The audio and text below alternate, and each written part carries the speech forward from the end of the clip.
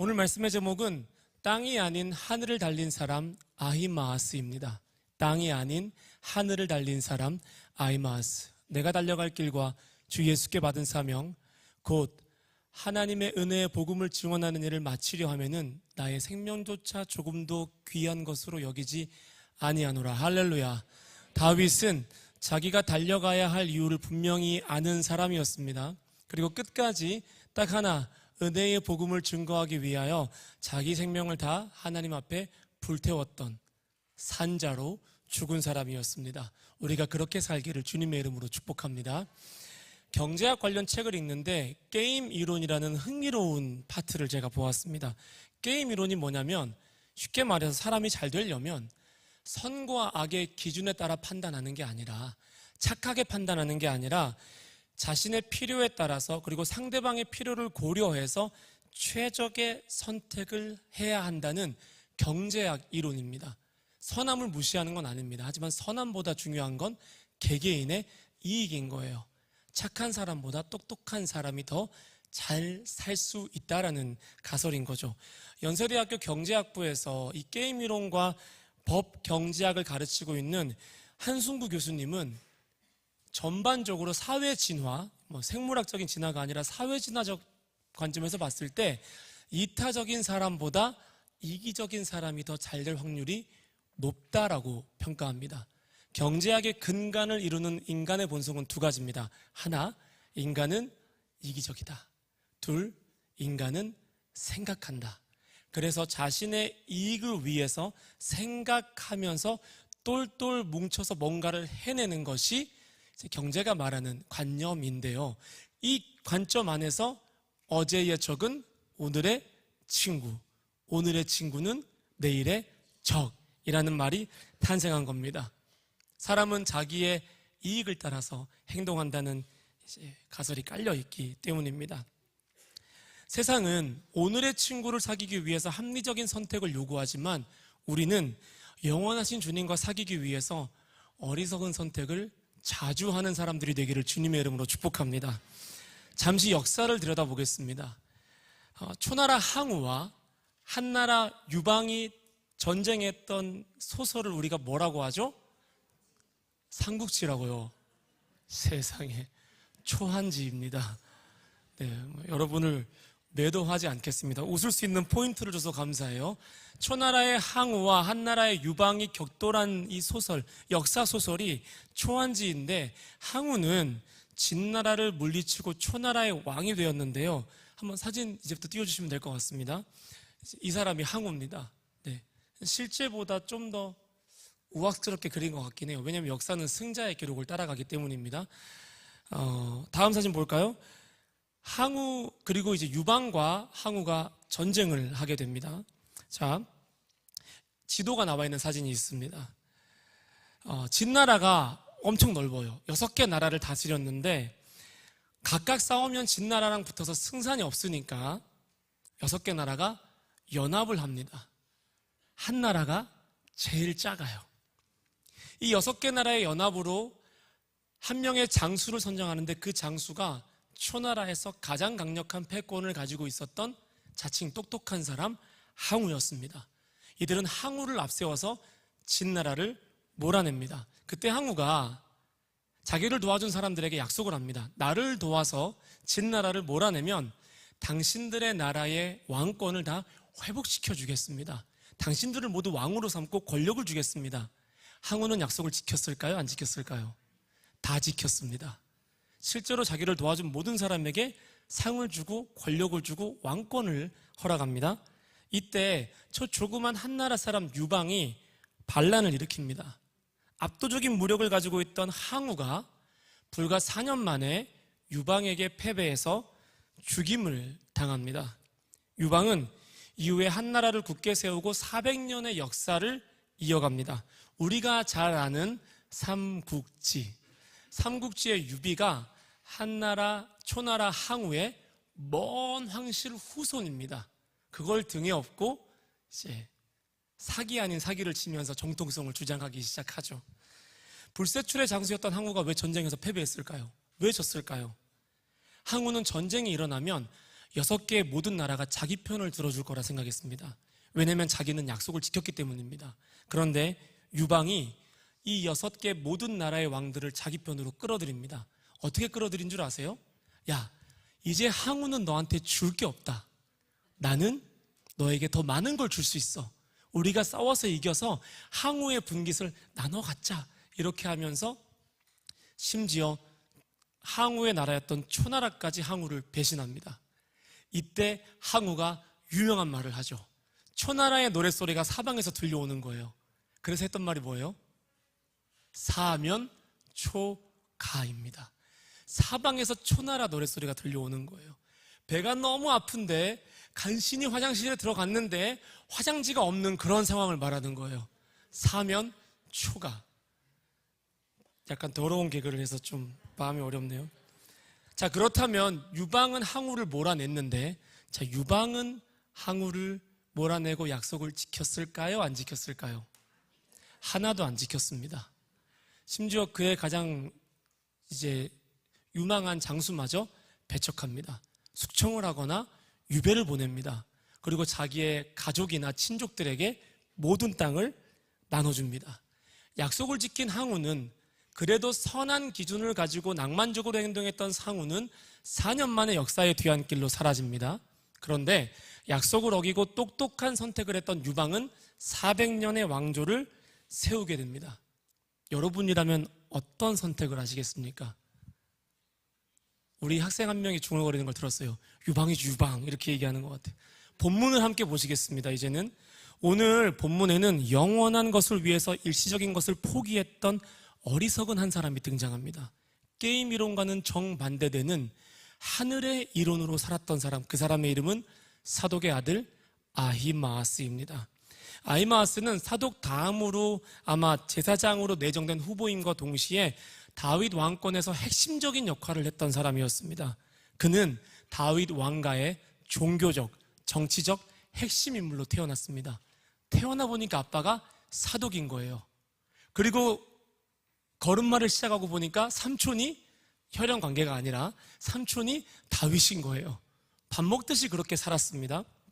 아히마아스는 압살롬이 다윗에게 반란을 일으킬 때 다윗을 도와서 예루살렘에 남아서 후세의 계략과 아히도벨의 계략, 그 사이에서 다윗에게 결정적인 도움을 주기도 합니다. 목숨을 걸고 다윗, 요단강가에서 진치고 시리에 빠졌던 다윗을 흔들어 깨우고 다윗의 목숨을 구합니다.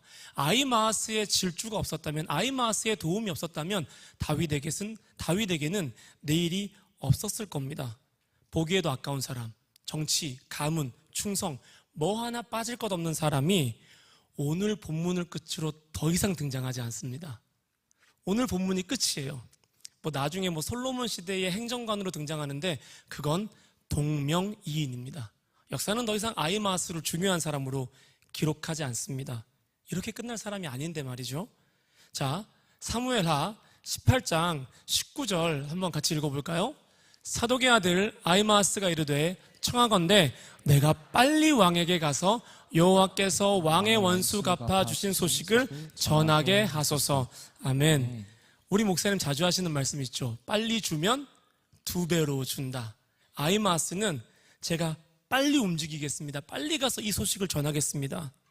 그런데 22절을 보시면 요압이 아히마아스를 붙잡습니다. 만류합니다. 그리고 오늘 쭉 보시면 알겠지만은 이렇게 말하는 거예요. 너 진짜 왜 그래? 너 가지 마. 너 이거 하면 안 돼. 이 소식을 전해봤자 너는 상을 받을 수가 없어. 다른 날에 보고 해, 차라리. 오늘은 아니야. 아히마아스 여기 있어. 가지 마. 그러면서 구스 사람, 이방인을 보냅니다. 요압은 다윗을 너무 잘 알았어요.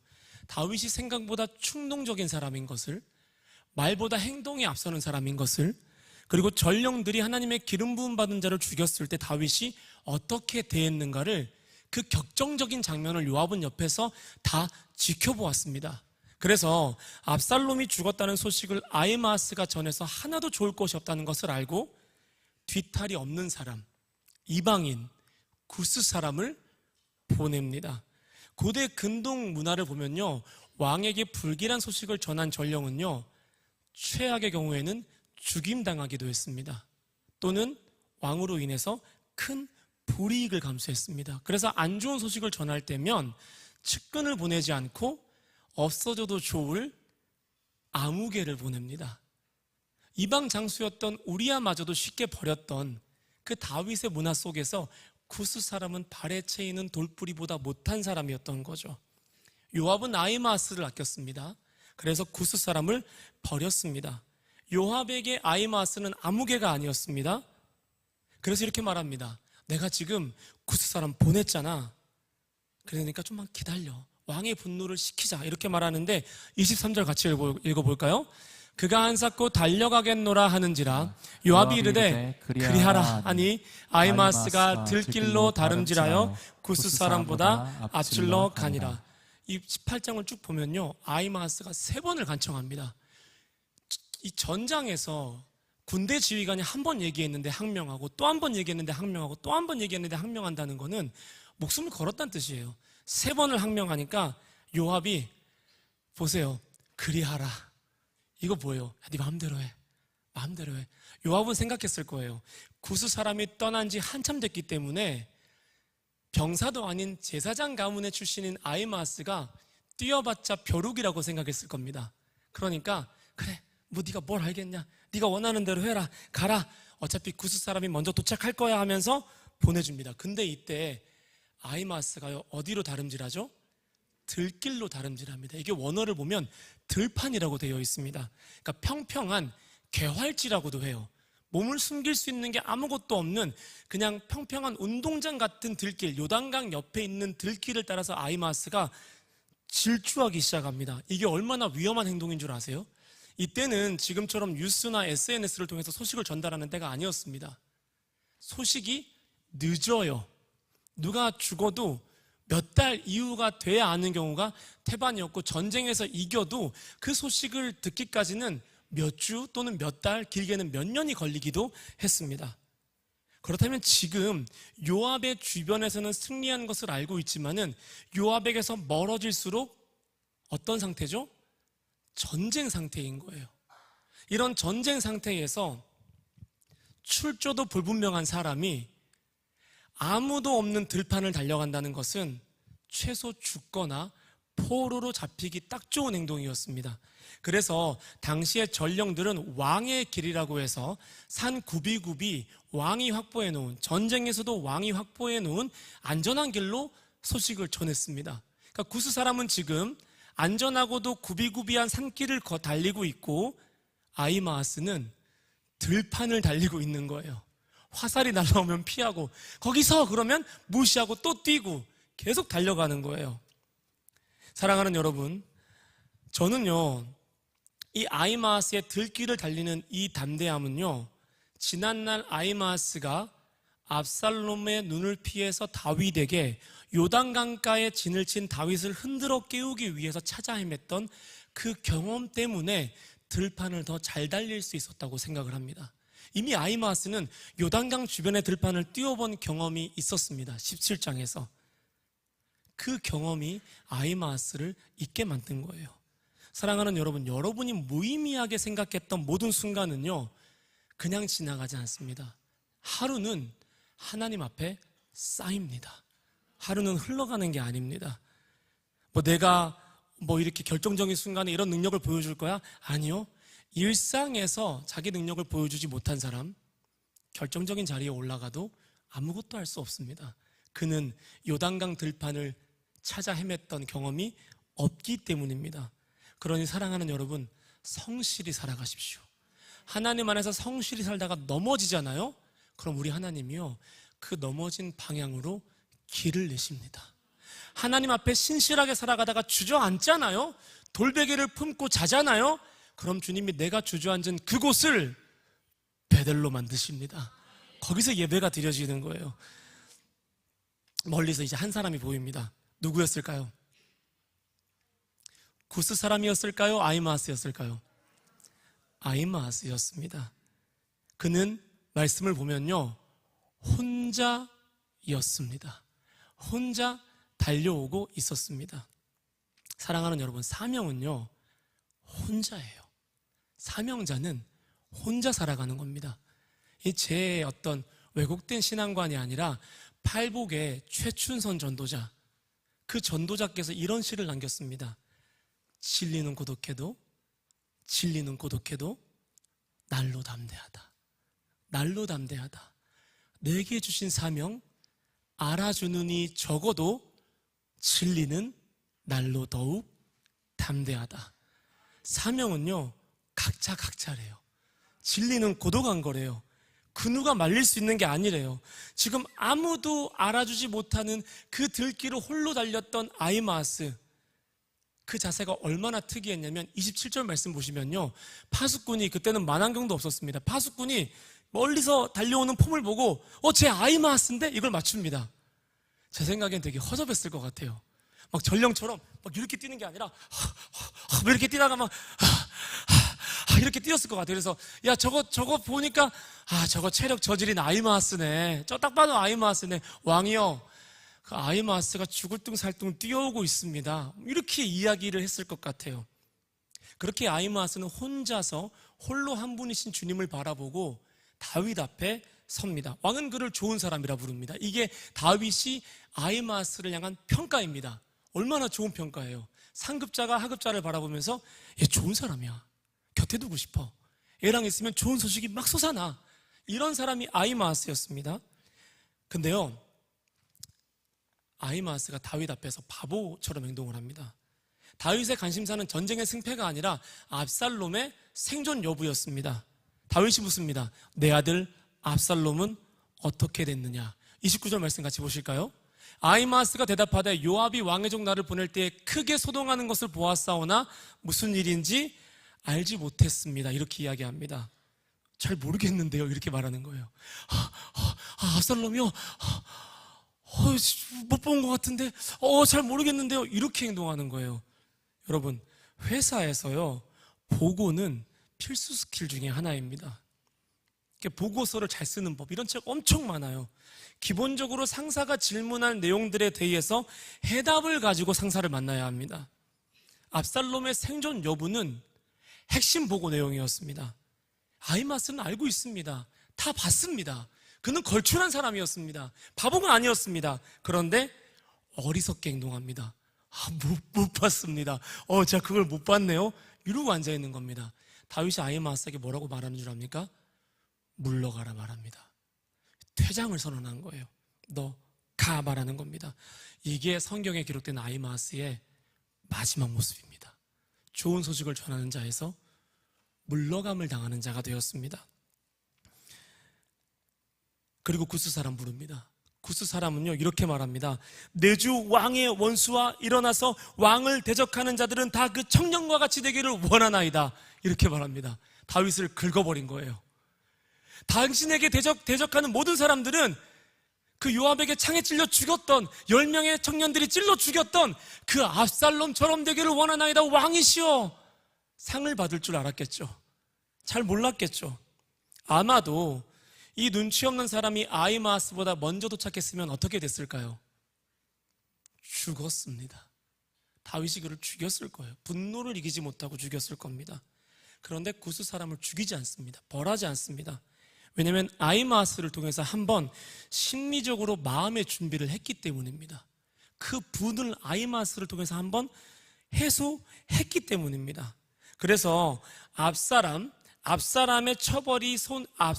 처벌이나 손해를 감당함으로써 뒷사람이 이익을 보는 심리적인 현상을 사전 손실 완충 효과라고 합니다.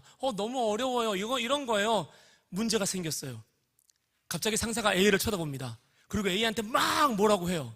그리고 B를 보고는 커피나 한잔하러 가자. 이렇게 가는 거예요. 다 같이 혼나야 되는데 A가 먼저 혼나서 B가 편안해지는 게 사전 손실 완충 효과입니다. 아히마아스가 이걸 한 거예요. 이걸 한 겁니다. 구스 사람, 그 사람을 살리기 위해서 먼저 자기가 가서 어리석게 행동하고 안 좋은 소식을 전하고 다윗의 마음을 한번 누구러뜨린 겁니다. 좋은 소식을 전하는 일에는 모두가 앞다투어 덤벼듭니다. 저도 일을 할 때, 직장 생활할 때 보고서를 쓰면요, 이게 될 것 같은 사업이면 서로 이름을 올립니다. 거기다가 나 거기다 포워드 해줘, 내 이름 올려줘. 안 될 것 같은 사업이잖아요. 안 붙어줘요. 좋은 소식은 언제나 누구나 다 전하려고 합니다. 하지만 오늘의 아이마스처럼 안 좋은 소식을 전하려고 하는 사람, 여러분이 있는 공동체 안에서 안 좋은 소식에 대해서 책임감 있게 반응하는 사람, 여러분들이 그 사람을 바라볼 때 그래도 이 사람은 선을 추구하는 사람이구나, 그렇게 바라봐 주셨으면 좋겠습니다. 아이마스는 무능한 사람, 어리석은 사람, 물러갈 사람이 되어서 이대로 퇴장합니다. 그는 제사장의 아들이었습니다. 가만히 있으면 중간 이상을 갈 수 있었습니다. 가만히 있으면 다 자기 거였습니다. 그런데 왜 이름도 모를 그 구스 사람, 그 아무개 한 사람을 살리기 위해서 요압의 말처럼 상을 받지 못할 걸 알면서도 달렸을까요? 다른 날은 안 됐습니다. 반드시 오늘 이어야만 했습니다. 그는 실패하려고 달렸습니다. 낮은 곳으로 가려고 질주했습니다. 여러분, 왜 달리시나요? 왜 공부하시나요?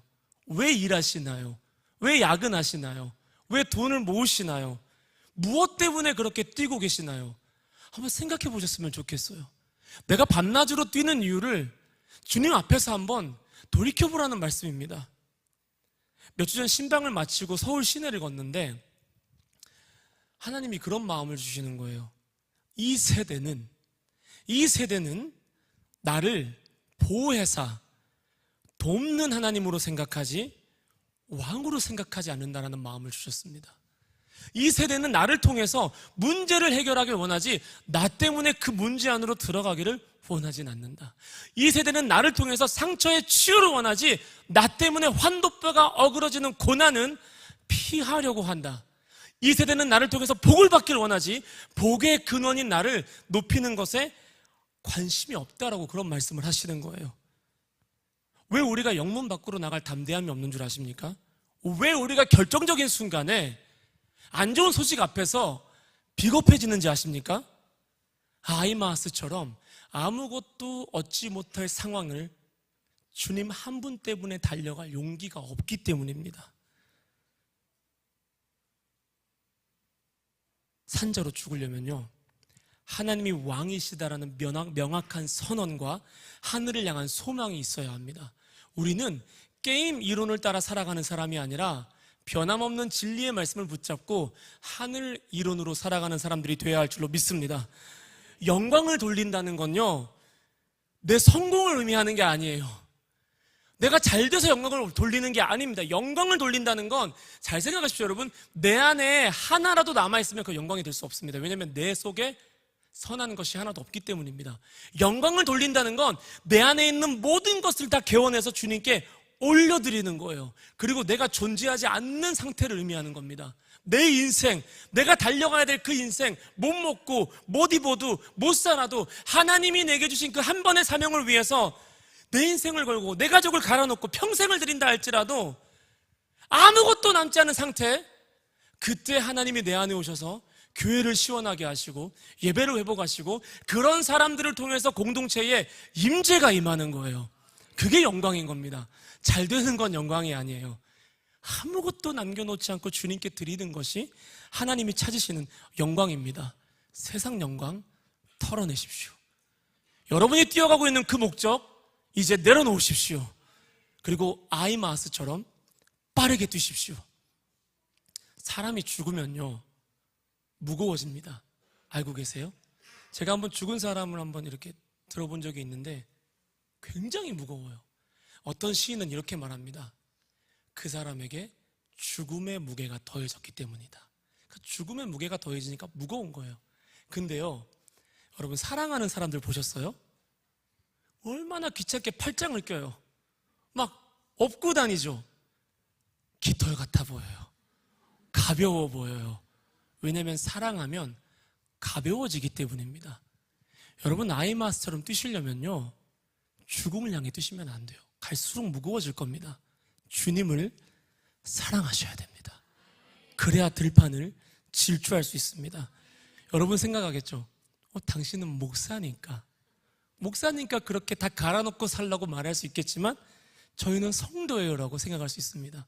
여러분, 저는 위성도입니다. 저는 위성도예요. 죽을 때까지 성도예요.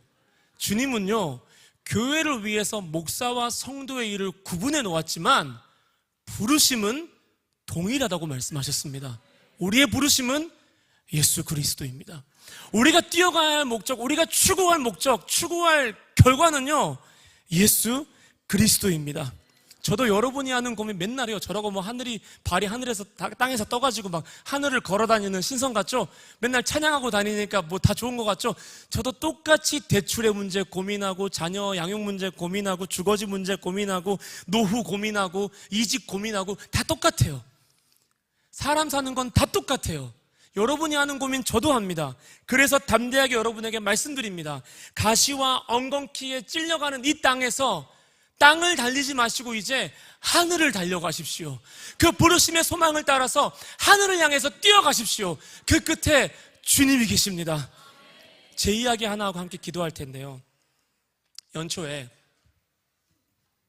저희 교구에 독거노인 한 분이 소천하셨습니다. 하나님이 감동을 주셔서 그분을 3번을 만나러 갔었어요. 어떤 기록도 존재하지 않는 분이었습니다. 교회 내에서 명절에 한 번, 또 한 번, 또 한 번 갔습니다. 그런데 그분이 갑자기 소천하셨어요. 3번이나 찾아갔기 때문에. 그리고 그 3번을 찾아간 과정에서 우연히 그분의 딸을 만났습니다. 이 따님이 소식을 전해준 거예요.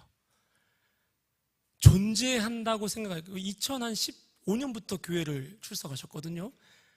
근데 딸에 대한 데이터가 하나도 없었는데 딸이 있었던 겁니다. 그 딸이 장례 소식을 전해주었어요. 부랴부랴 집례를 위해서 준비해서 장례식장에 갔습니다. 근데 아드님이 계시더라고요. 그러니까 아들도 있고 딸도 있었던 거예요. 근데 혼자 사셨던 거죠. 아드님이 하시는 일이 다른 종교의 물건을 만드는 일을 하신대요. 그리고 그 물건을 만드는 사람들을 도와주는 일을 하신대요. 종교는 제가 오픈하지 않겠습니다. 듣다 보면 아실 거예요. 장례식장을 들어갔는데 그 종교를 상징하는 음악과 향이 충만했습니다. 저는 위로 예배를 드려야 되기 때문에 서로 간에 매너가 있잖아요. 좀 음악을 꺼주시기를 부탁을 드렸습니다. 근데 잘 안 됐습니다. 왜냐면 아드님께서 그 회사의 대표가 장례식장에 와 계셨는데, 그러니까 회사의 대표는 뭐죠? 모든 우상을 만들어서 관리하시는 분이죠. 그분이 안 된다고 한 거예요. 저는 그분을 보는데 영적으로 강력한 도전을 느꼈습니다. 보통 아닌데? 나도 보통 아닌데? 한번 해보자. 실갱이를 멈췄습니다. 어차피 뭐 주님이 뭐 예배 받으시는데 틀어놓으세요 하고 연불이 흘러나오는 곳에서 찬양을 부르고 말씀을 전했습니다.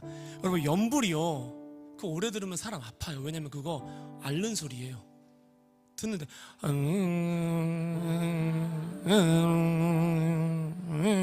우리는 얼마나 좋아.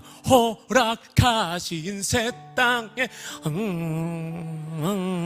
그래서 야, 이거 듣다가 사람이 지옥길 가는구나 생각을 했습니다. 장례를 잘 마치고 위로예배 잘 드리고 생전 고인의 신앙을 따라서 기독교장으로 이것을 바꿀 것을 권면했습니다.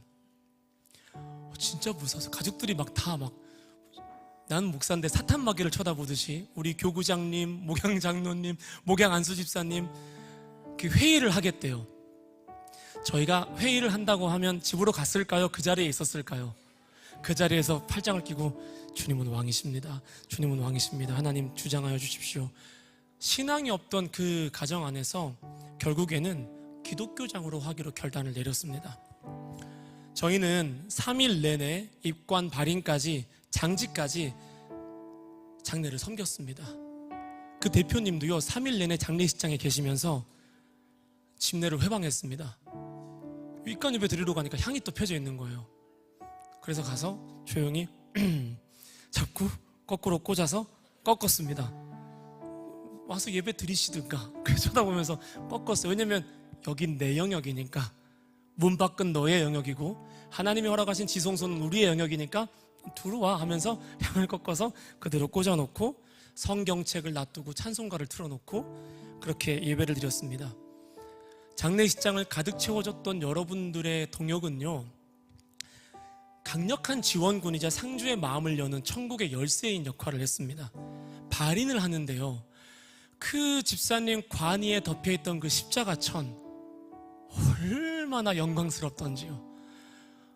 짜릿하더라고요. 그 천 하나를 덮어주기 위해서 우리가 이렇게 싸우고 있구나. 장지에서 장례를 마무리하려고 하는데요, 아드님이 봉투 하나를 가지고 오시는 거예요. 그 제 손에 딱 쥐어주셨습니다. 흰색 봉투 안에는 황금색의 찬란한 빛이 세워져 나오고 있었습니다. 봉투가 투명해요. 다 보여요. 외람된 표현이고 저렴한 표현이지만 봉투를 딱 봤는데 손맛이 달랐습니다. 이거 손맛이 다른데? 이거 월척인데? 진짜 그렇게 생각한 게 아니에요. 웃으라고 말씀드리는 거예요. 이거 큰 돈이구나. 아들이 이만한 경제력이 없는데, 아들이 이만한 경제력이 있었다면, 장래에서 100만 원 정도를 그냥 목사에게 줄 수 있는 사람이었다면 우리 집사님 그렇게 안 살았을 텐데. 뒤에 보니까 대표가 지켜보고 있는 거예요. 대표가 아들을 통해서 돈 봉투를 저희에게 지워줬던 겁니다. 아마 대표는 계속 참소했던 것 같아요. 어떤 참소요? 저 사람들이 순수하게 너희 어머니를 모시려고 하는 거니? 아니야, 다 돈 받으려고 하는 거야. 저 사람들의 목적은 돈이야. 계속 그렇게 아드님을 세뇌했던 것 같아요. 아드님의 눈에서 읽었습니다. 너 돈 좋아하지? 고생했어, 이거 받아. 1초 정도 고민했던 것 같아요. 1초. 이 돈이면 여길 막아볼까? 저길 막아볼까? 이걸 먹어볼까? 내 가족에게 못해준 이걸 해줄 수 있겠다. 이 돈이면. 그때 제 안에 성령님께서 즉시 하시는 말씀이 있었습니다. 받지 마라. 네가 달려온 이 길을 팔지 마라 말씀하셨습니다. 네가 3일간 달려온 이 길을, 너희의 목양팀이 달려온 이 길을 팔지 마라 말씀하셨습니다. 즉시 돌려줬습니다. 이거 받고 막 이런 멋없었을 텐데 받자마자 돌려주면서 목사는 돈을 받지 않습니다 이렇게 얘기했습니다. 물론 여러분이 먹고 살만하게 해주시니까 이렇게 할 수 있는 거예요. 네, 목사는 돈을 받지 않습니다. 돌려드렸어요. 그리고 이렇게 얘기했습니다. 저는요, 이 돈보다 어머니를 향한 이 순수한 섬김이 아드님에게 가치 있게 전달됐으면 좋겠습니다. 그때 그분의 표정을 잊을 수가 없어요. 입을 다물질 못하셨어요. 입을 다물질 못하시고 봉투를 쥐고 가만히 얼어 계셨어요. 저는 그때 제 모습이 그냥 나온 거라고 생각하지 않습니다. 하나님이 제게 허락하신 매일의 순종과 결단과 하나님 앞에서 나누고 버리고 내려놓았던 삶의 연장선이라고 생각을 합니다. 그렇게 하루가 쌓여서 결정적인 순간에 결박을 풀 수 있는 은혜를 주신 거예요. 그 자리에서 돈을 돌려주고 아드님에게 복음을 전했습니다. 아드님, 이 돈보다 제가 더 드리고 싶은 게 있어요. 뭔 줄 아세요? 어머님이 살아생전 예수님을 그렇게 어렵게 믿고 내가 보기엔 복을 못 받고 돌아가신 것 같습니다. 그럼 이제 어머님이 예수 믿고 받지 못한 이 복이 어디로 가야겠습니까? 하나님이 이 복을 누구에게 주길 원하겠습니까? 바로 당신입니다. 예수님을 영접하시고 이 복을 당신의 것으로 삼으십시오. 그리고 죽어서 어머니를 다시 만나십시오. 이분이 그 자리에서 예수님 영접했습니다. 이분과 따님과 이분의 아드님과 다른 손자 손녀까지 총 6명이 그 자리에서 예수님을 영접했습니다. 그때 100만 원 앞에서 네가 달려온 길을 팔지 말라는 주님의 음성은 오늘의 본문의 아이마스가 저에게 주는 코칭과도 같았습니다. 여러분이 밤이 맞도록 수고하는 이유, 여러분이 밤이 맞도록 경주자가 되어 뛰어가는 이유는 잘 되기 위해서가 아닙니다. 몇 푼 더 벌어보기 위해서가 아닙니다. 남들보다 잘 되고 높은 자리에 올라가기 위해서가 아니라 우리의 소망이 땅에 있지 않고 하늘에 있음을 증명하는 것이 우리의 여정이 되기를 소망합니다. 아무것도 모르고 죽음을 향해 달려가는 저 구수 사람 한 명을 살리기 위해서 내 인생 전부를 갈아 넣는 거예요. 그 한 사람을 살리기 위해서 나는 오늘도 뛰고 내일도 뛰고 쉬지 않고 예배하고 넘어지고 주저앉을지라도 하나님이 그 한 사람 살릴 수 있다면 물러가라. 너 역사의 뒤안길로 사라져. 괜찮은 거예요. 우리는 그런 목적을 가지고 부르심을 입은 사람들입니다. 여러분, 들판을 달리십시오. 그리고 땅이 아니라 하늘을 달리십시오. 세상이 물러가라 할지라도 주님이 보시기에 쟤는 좋은 소식을 전하는 사람이야, 이렇게 인정받을 수 있는 하늘에 소망을 두시고 땅끝까지 달려가시는 우리 모두가 되시기를 주님의 이름으로 축원합니다.